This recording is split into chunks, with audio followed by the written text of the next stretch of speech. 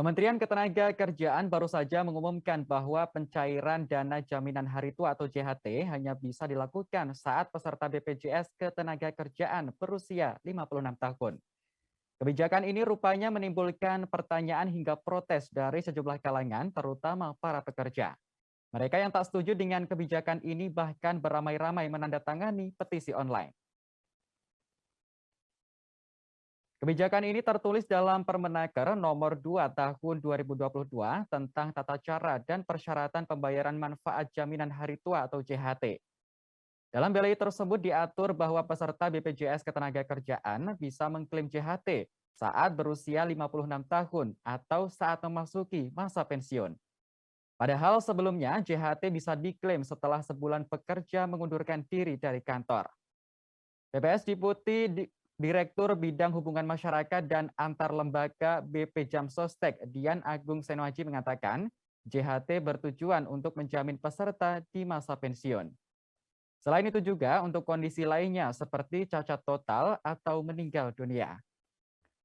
Apabila pekerja mengalami PHK, pemerintah kini tengah menyiapkan program jaminan kehilangan pekerjaan dengan manfaat uang tunai, akses lowongan kerja, dan pelatihan kerja. Rencananya program terbaru JKP akan diluncurkan pada 22 Februari mendatang. Menteri Ketenagakerjaan Ida Fauziah dalam keterangan persnya pada 16 November 2021 lalu mengatakan bahwa pemerintah mengelola dana JHT dengan prinsip kehati-hatian. Terbitnya kebijakan baru ini rupanya juga menimbulkan gelombang protes di kalangan para pekerja. Banyak yang menilai kebijakan ini sangat merugikan.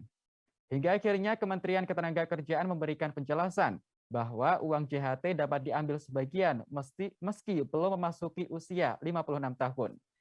Syaratnya yaitu peserta BPJS Ketenagakerjaan telah memenuhi masa kepesertaan minimal 10 tahun.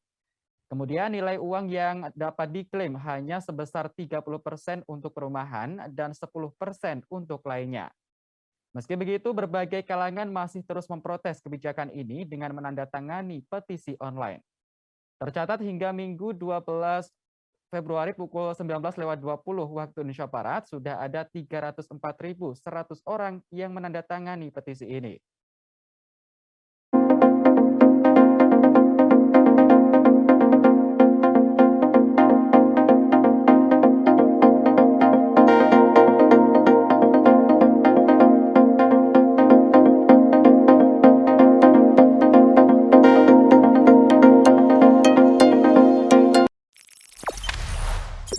Jangan lupa subscribe, share, komen, dan like ya.